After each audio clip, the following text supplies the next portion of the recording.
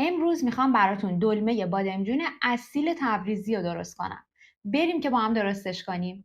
سلام، به همدیگی خوش اومدیم.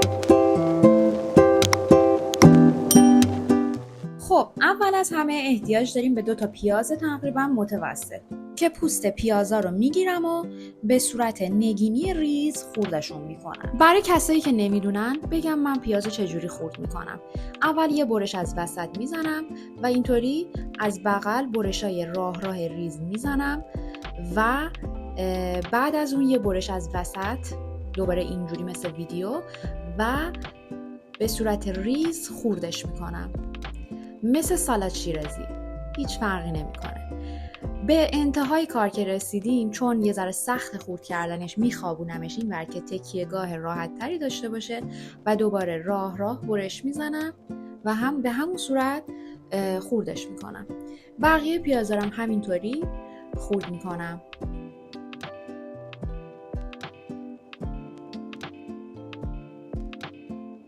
حالا کف یه مایتابه یه کم روغن میریزم و پیازا رو اضافه میکنم و سرخشون میکنم. پیازا که سرخ شدن، نصفشو تقریبا نصف کمترشو برای سس دلمه و بقیهشو برای مواد داخلی میذارم تو مایتابه بمونه. گوشتو که با هواپز یخزودایی کردم به پیاز داغ اضافه میکنم و خوب با پشت کفگیر له میکنم که کاملا گوشت وا بشه و نباید گوله باشه، یعنی گوشت باید ریز بشه. توی این مرحله فلفل سیاه و زردچوبه رو همراه هم به مواد گوشتی اضافه میکنم تا تف بخوره. برای سس دلمه به پیاز داغ 2 قاشق غذاخوری رو به گوجه اضافه میکنم و رو به گوجه باید یه خورده تفت بخوره.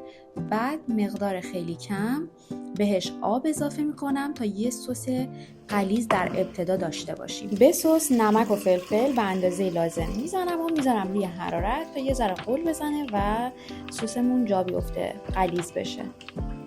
حالا برمیگردم سراغ مواد داخل دلمه. گوشتمون که یه خورده تف خورد و رنگش تغییر کرد، بهش سبزی دلمه که من فریز شده از قبل داشتم به اندازه 2 قاشق غذاخوری 2 تا 2.5 قاشق غذاخوری اضافه میکنم و تفت میدم. بعد لپه و برنج نیم پز شده رو هم بهش اضافه میکنم و اینا باید یه مقدار با هم دیگه تفت بخوره و کامل مخلوط بشه. من معمولاً به موادش یه مقدار لیمو ترش هم میزنم تا یه مزه متعادلی بهمون بده. من کلا یه ذره غذای ترش رو بیشتر دوست دارم اون مزه ترشی رو داشته باشه. حالا هر کسی یه مدل درست میکنه دلمه رو. شما هم اگه لیمو ترش میزنید یا چیز دیگه ای برام کامنت کنید، حتما خیلی دوست دارم بدونم که تو شهرهای مختلف چه چیزایی میزنن. تو این مرحله نمکش رو اضافه میکنم و تست میکنم که نمکش حتما اندازه باشه. یه خورده کوچولو دیگه تف بخوره، موادمون آماده است، میذاریم کنار. حالا نوبت رسید به بادمجونا که باید توشو خالی کنیم. ببینید برای کلاهک بادمجون یا اون درش که میخواید جدا کنید، چاقوتون رو با یه زاویه 45 درجه تقریبا دستتون بگیرید و به صورت همین جوری دایره‌ای برشتون رو انجام بدید که درش جدا شه. برای وسطش هم یه مقدار با چاقو مثل من همینجوری وسطش رو بزنید، دیوارهاش نزدیک نباشه، به دیوارهاش نزنید و با یه قاشق چای خوری راحت داخل شکمش خالی میشه. همینجوری با چاقو هی بزنید، فقط وسط بادمجونا و با قاشق خالیش کنید تا انتها خالی کنید، ولی حواستون باشه که تقریبا نیم سانت باید دیوارش، یعنی گوشت چسبیده به دیوارش رو جدا نکنید، همینجوری که میبینید. بقیه بادمجونا رو هم به همین صورت شکمش رو خالی کنید و بذارید کنار.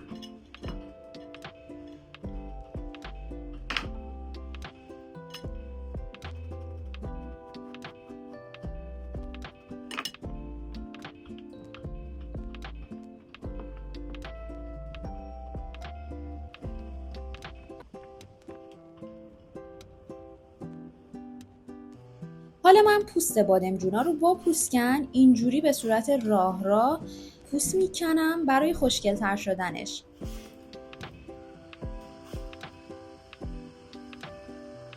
بعد اطراف بادمجون رو یه مقداری باید توی روغن سرخ کنید، خیلی کم، در حد 4-5 دقیقه کافیه، یعنی نباید خیلی هم سرخ باشه. که من این فرایند رو توی ایر فرایر یا همون هواپز انجام دادم. یه مقدار روغن اسپری کردم و رو درجه حرارت 200 5 دقیقه گذاشتم که سرخ بشه. بعد داخل شکم بادمجونا رو با مواد پر کردم و داخل سس گذاشتم. اینجا حواستون باشه که بادمجون رو از مواد لب به لب پر نکنید و سرش رو یه مقدار خالی بذارید. بچه‌ها من چون قابلمم بزرگ بود و تعداد بادمجونام کم، چون خودمون 2 نفریم، به خاطر همین من برای اینکه بادمجونا فیکس بمونه یه چند تا کاسه گذاشتم تا بادمجونا حین پخت تکون نخوره و وا نره. یه مقدار آب به سسش اضافه کردم و گذاشتم 1.5 تا 2 ساعت بپزه. بین پختم دوباره لیمو ترش اضافه کردم. بله، بعد از 2 ساعت حرارت دیدن دلمه ما حاضره. بچه ها حتما رو در قابلمه دمکنی بذارید، چون اون بخاری که برمیگرده توی قابلمه باعث میشه که دلمه‌هاتون وا بره، بادمجونتون باز بشه. اینم از دلمه بادمجون خوشمزم.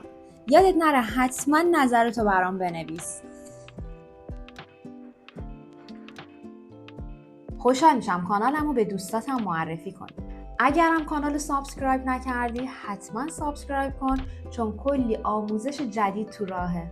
تا آموزش بعدی فعلا خداحافظ.